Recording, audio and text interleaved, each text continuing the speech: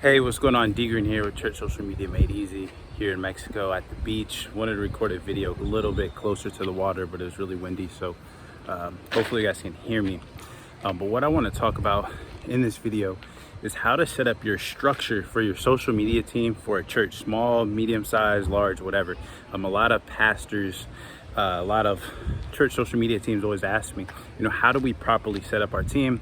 How do we work together in a way that's efficient? How do we assign roles to multiple people? So that's what I want to cover in this video. I wanted to grow a business. I didn't know how to do it. A lazy way of thinking. I don't care what anybody thinks about that. The second thing, God knew what he was doing. And I had to believe it before it happened.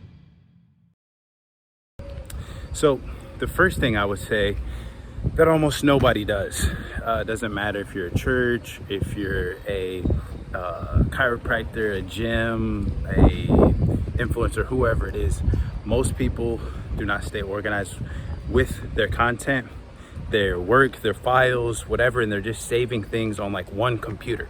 And so now when you're working with multiple people, it's like, hey John, can you send that video over of the service? Or hey, can you send those pictures of the pastor, right? So the first thing I would say, you got to start using Dropbox or Google Drive. Start saving all of your files there. That way you can access them on any computer, any device, any person, and you can have the permission set. So some people you can have them just view, some people can edit it, some people can be an admin, right? So they can have different levels of permission. So that'd be my first thing. Take a look at, the way that you guys are saving everything now. Are you guys just saving things on one person's computer, or some stuff on one person's computer, some stuff on one person's laptop? I would suggest not saving it directly to any device as much as you can. Once it's the final product, save it to Dropbox, save it to Google Drive. Google Drive is my favorite. It's just easy, and there's also a way that you can add Google Drive to your actual desktop, so it's there, and then you can just upload everything to it as you get it done. So that's the first thing I would say. Start saving all your files in a way that everyone that needs to have access to them can actually access to them. The next thing I would say, you got to start using a kind of like a project management tool like Trello. So that's what I use. So Trello will allow you to assign tasks to multiple people and to just keep everything really super organized. So you have like Asana is another one, Monday.com I think is one, but I use Trello, and it's really, it can be super complicated, but it can also be super easy to use. So what I do is you have boards. So a board is basically where you keep all task related things. So you could have a board that's like for me, I have a board that's for content creation. I have a board that's for to do. So all my to do stuff goes in there. All my content creation stuff goes in there. I have a board for personal assistant tasks. So all those go in there. So you have a board for each kind of like topic, right? And inside of those boards, you have what are called cards. I basically create templates for everything I need to have done, and each of those templates is a card. I don't want to get too technical on you guys, but basically what that means is I'll create a template for all of the content that I need, right? So it'll say exactly what needs to be done on Instagram, YouTube, Facebook, Twitter, TikTok, all those different types of things.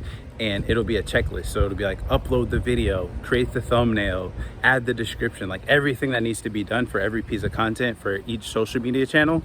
And then what I can do is I can assign those tasks to different people. And so that's what I would suggest for you guys. Start saving your content on Google Drive or Dropbox or anything that's cloud-based, and then use something like Trello. And inside of Trello, you can assign tasks to different people, and you can just share the Google Doc folder or the Dropbox folder, and everyone can have access. They can save files, upload files, and no matter who leaves your church or isn't with your church anymore, or who is sick or on vacation, you can always access those files. So very important. Now the next question that you probably have is, okay, well, how do I assign tasks? Like who does what?